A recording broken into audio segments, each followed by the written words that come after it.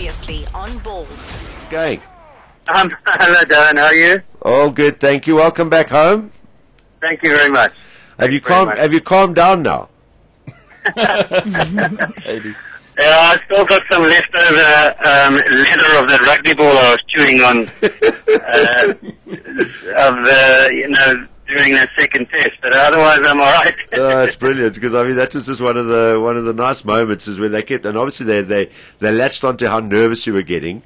And when Fuff was sort of stonewalling the Aussies, and they kept going back to you every 3 or 4 balls or something, and it was actually part of the entertainment, other than watching Fuff frustrate the Aussies, to see how much more nervous you were getting. I mean, you must have been beside yourself.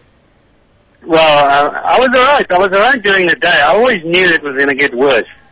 If we were hanging on, and when we lost those wickets. A couple of wickets at the end there, that's when I started to really get the jitters, So, but it was, to see the end of that was just quite special. I don't know why it reminded me of it, but when I did see shots of you in that dressing room, I know it's a completely a different place, but it reminded me of those dressing room scenes when we eventually had that 22 runs with 1 ball left. Because they also had very similar kind of expressions, and people were sitting in that dressing room at that time as well. And, of course, you were part of that too. So it just popped into my mind. There were very similar scenes from a very different type of scenario. It was, I think you're pretty spot on there. I think also there was a lot of nervous chat going on. And normally when there's nervous chat in the dressing room, I go and sit in the dugout. I normally go and sit in the dugout because I don't like that nervous chat. And for some reason I bunkered down for the rest of the day. I just said, well, I'm not moving here. That first session was wicketless, and I thought, well, I better move out of that spot for the rest of the day. But trust me, that last hour was the most sweaty palms I've ever experienced. But and guys came into that viewing area. They came and they watched and left. And poor old, I think A.B. de Villiers made a joke there. I wonder what poor old Morne Morkel's going through right now. And he hasn't batted yet. And then I think the way he strutted out there, he was quite confident that he was going to see out the remainder of that couple of overs. Yeah, I mean, he was, because he didn't even want to listen to Fuff. Every time Fuff walked down the track to have a word with him between balls, he walked to square leg. Well, Gary always talks about this 10-second chill. Yeah. I think he was about 45-second chill, and he was walking halfway to the boundary and coming back and getting himself settled in. But that's just how nervous the guys were. Yeah. I want to ask you, and particularly because I've mentioned it a couple of times to some of the, like Gary and some of the guys that would have been there. DRS, I mean, we would have been done by Billy in this test had it not been for DRS, because he gave us 2 that were overturned in that Adelaide test. And I said if DRS had been around in Adelaide when you were there, in 1994, that would have been a 1 series as well. Well, I think in 97, 98 series, we had an incident at that very ground where Mark Waugh and he hit his wicket, and I think the first umpire, the TV umpire then was Darryl Hare. Not surprisingly,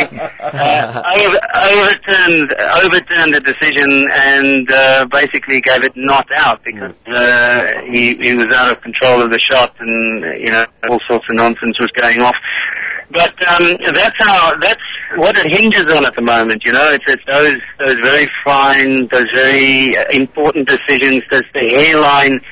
The ones that seem to go over the top, that is not out. If that was in my time, I don't think I would have had 330 wickets. But I mean, it just shows you what a fine line it is now in terms of the outcome of a test match. Absolutely. The question I was going to ask you is, from a playing point of view versus now you sitting on the sidelines as one of the coaches of the side, how does the emotion and the feeling about the success of this series compare? It is. I'll say that this probably will go down as the one that is probably the most outstanding, because we went to England, we prepared probably the best we've ever been, mentally, physically. I think we were ready for England.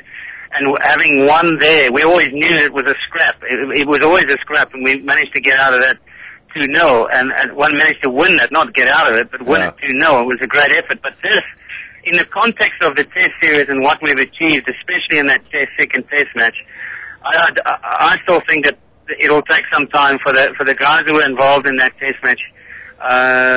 It'll take some time to sink in because just the enormity of the save. You know, we walked away. When I got into my room, I had to sit down just for a while and just think, well, you know, we actually pulled that off. It actually felt like a win. Yeah. You know, and the momentum getting into Perth after a shaky start on day one, and the bowling performance there was a magnificent effort. You know, but I think this will go down as one of the best Test wins or Test series wins that I've been involved with, without a doubt. It's my number one right now. Absolutely, and I mean, you'll also appreciate just what was achieved when you talk about Faf's innings and also other contributions in that. And sometimes knocks like that aren't really given the credit they deserve. I mean, you know, people were pounding on AB, going, should he be keeping and batting? That 30 odd of 220 balls. You know, it was key, and there were so many contributions apart from Faf's sort of starring role in that Test that hardly get mentioned. Yeah, no, I mean that's an ugly draw. Put it that way. It's an ugly, good-looking draw for us. I think it was. That's the only word I can find really is for that, because we made our minds up that we're going to do that. Gary was adamant that this is the way that we were going to go, and it is going to be the ugliest day in Test cricket. You know, run rates are going to dip below 2 at some stages, which it was. But you know, in the outcome, and you sit down and you think what you've just achieved there was something magnificent, really, truly magnificent. And I say sometimes people don't get the accolades. I mean, as I say, you don't appreciate it, because back in Sydney in '94, when we got 114 or whatever it was ahead of them, John T 76 played a big role in getting us that far ahead, so we could knock them over for less than that. But of course, you played probably the best 10 in your life in that innings, because you also stuck around for about 2 hours or 3 hours there. Well, I don't think it was 2 hours. It might have felt like 2 hours or 3 hours, but I mean, John T was belting it to all parts and kept on reminding me that if we keep chipping away here, you know, we'll win this Test match. But we weren't even 100 runs ahead, and Shane Warne was spinning it like a top, and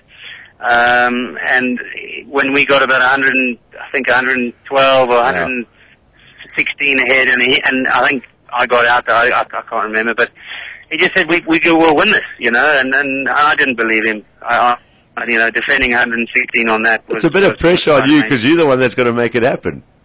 Yeah, you know, that's one thing doing it with the ball, but John T. Rhodes telling me just to hang in with him, that's asking a lot. Just talking about the ball, and obviously some of the comments that have come back from while the series was on, bowlers not firing at 100% in the first 2 tests, and then I mean, the guys called it before the final test. They said, watch us, we're here and we're going to do some damage. So they certainly lived up to their pre-match billing. But what was the story with the first 2 tests? I mean, were they below par, or was it just good batting from the Australians, or was it a combination of both? I still can't put my finger on it, to be honest. You know, it's you look at the bowling attack, and what we've achieved in the last year was something unbelievable. You know, the standards we've put out there and left on the training ground. You know, we pride ourselves immensely on the way we train, and the discipline we show during training sessions is even more. But all of a sudden, a lot of no balls started to creep in. We started to take wickets with no balls, and I don't know whether the players themselves were under a little bit more pressure, or they felt that it was that sort of pressure. I'm not sure. You know, it was stuff that we just couldn't get into the Test series for some reason, and we made some. You know, we weren't at our best. We certainly weren't at our best, especially when you have a team 2 Test matches in a row, 50 for 3 or something like that. Then you expect to come in and knock a side over. But you know, Michael Clarke had other plans, and he to his credit, played out of his socks. Counter-attacked every single time, and every time he found Hussey with him, it was a problem for us. Yeah. And I think we were a little bit on the back foot, and they made sure that we stayed on the back foot.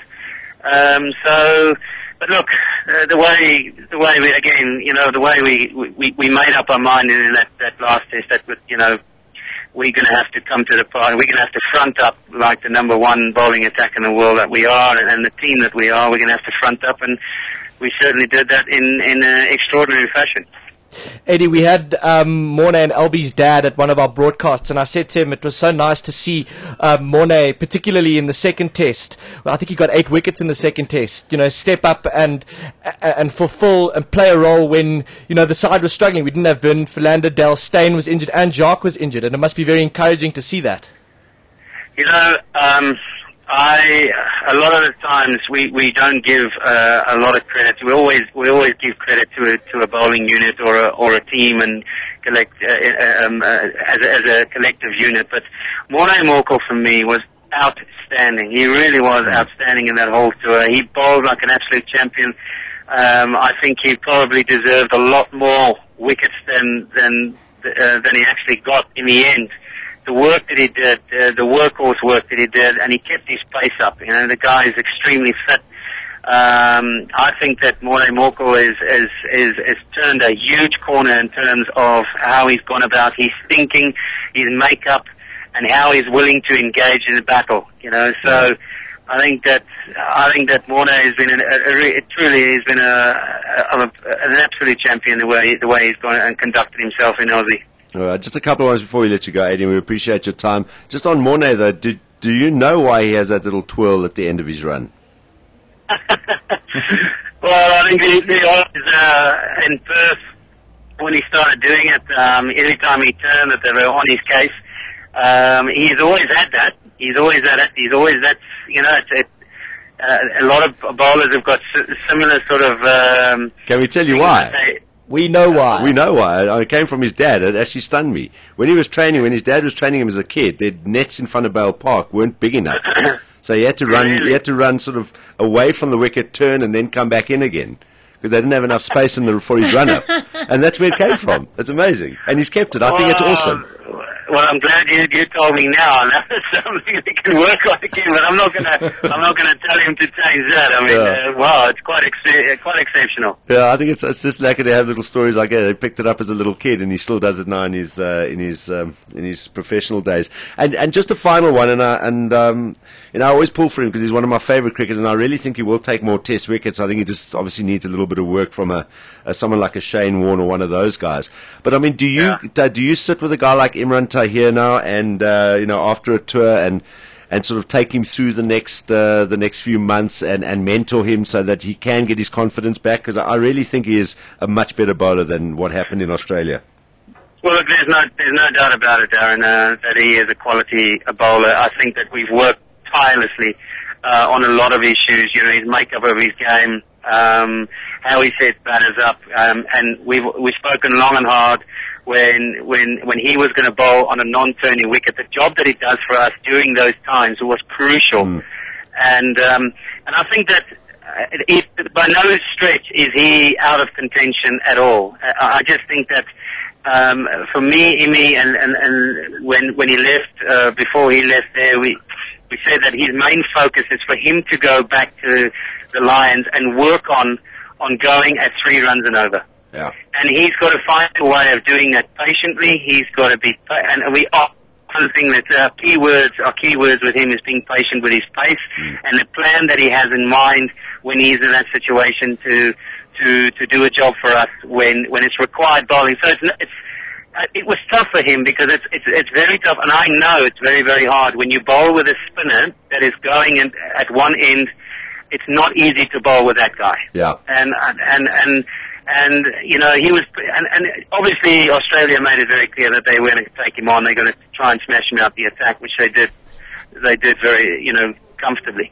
But the message, I'm speaking to Gordon Parsons tomorrow about this whole issue and bowling coach of the of the Lions, and he, there's no question that he will bounce back. There is no doubt about it. So But Imi is a, you know, always says he was disappointed, I know, very, very disappointed about his performance in Australia. But I know that he will bounce back. He's got great character, he's got great skill, and he's got too much to offer for him not to be involved with the Proteas. Well, it's fantastic that, I mean, guys that are in the side, you know, if they do get dropped, that they don't just get sort of, you know, well, cheers, and we'll bring in a new guy and leave them behind. I think it just says a lot about why this team is where it is at the moment. So that's really good news. Final one. Yeah, sorry, Eddie. I just want to know what was said between Gary, yourself, and Mickey Arthur afterwards.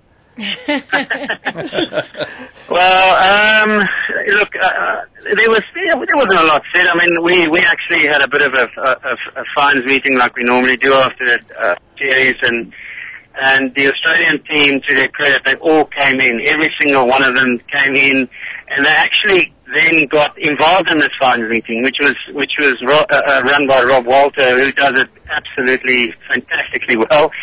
And you know, Mickey was obviously drilled a few times, but you know, he couldn't have walked in at a more outrageous time. So he got drilled a few times by Rob, and look, no, Mickey's always been brilliant. You know, I think the two coaches had some stuff to talk about afterwards, and you know, there's no hard feelings or anything like that. You know, Mickey's a good coach, and he's proved that over the time, and he's got a very good bunch of guys in the Australian cricket team, which he's going to take along the way. So, but it was good humour, certainly. Awesome. after that. Well, look, I mean, it was also, I think, a key thing that the Aussies finally were brave enough to walk into a Protea dressing room so many years after Brian McMillan walked into theirs with a gun. So they got brave. It was the most frightening thing I've ever seen players go through when Brian McMillan walked in there with a 9mm and ordered Shane Warne up from his spot. I don't think I've ever seen a guy so more frightened than that. It was hilarious, absolutely hilarious. Awesome memories, and of course, awesome recent memories as well. This tour, it's been a great year. Well done, AD, to you and the whole team. I think we've spoken to just about everyone that played and a lot of the management as well. So just echo that. Really, really great year for you guys. Enjoy your Christmas. I know there's still some work to come with New Zealand and a lot of cricket still. But thanks for taking some time out to chat to us today.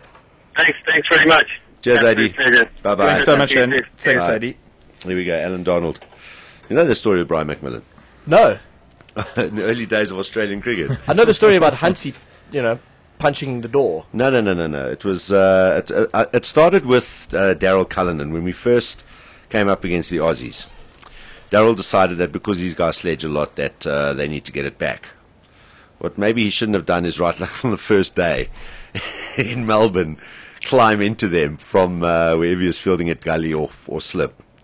And the guys kind of after that said, listen, mate, someone went into the South African dressing room and said, listen, mate, they said to Kepler, I think it was, listen, mate, I just hope this guy can bat because he's going to get a lot of it in return. So they were kind of taken aback as this new oak coming through, yeah. Sledging on day one. And, of course, that was the start of the whole Shane Warne, Daryl Cullinan story. So, and there was obviously Warne had also had a go at Andrew Hudson. I think it was after the Andrew Hudson one when he got Andrew Hudson out the one day, and he also chirped Jonty. But Andrew Hudson, he got him out at the Wanderers the one day, and he literally walked off the field with him, giving him I remember that. endless. Oh, no, that was Daryl Cullinan where they had to hold him back. Yeah. No, Andrew was a kind of calm guy, so he just like walked off, but you could see he was looking at Warne going, what is your problem? I remember that. And that's the day Brian McMillan, after the day's play, walked into the Aussie dressing room, borrowed a security guard's 9mm, called out Shane Warne and said, mate, let me just tell you, in this country we lose a lot of foreigners every year. One more is not going to make a difference. With a deadpan face, and then walked out the dressing room. Sure. Shane Warne shat himself. Yes, they all shat themselves, but especially the guy size of Brian McMillan. Yeah, awesome story. That was nice. We got a nice bit of reminiscing with AD, and of course talking about the series as well. This is Ballz Visual Radio. Darren, Simon, Kate and John. Weekdays from 3 p.m. to 6 p.m. Central African Time. Ballz.co.za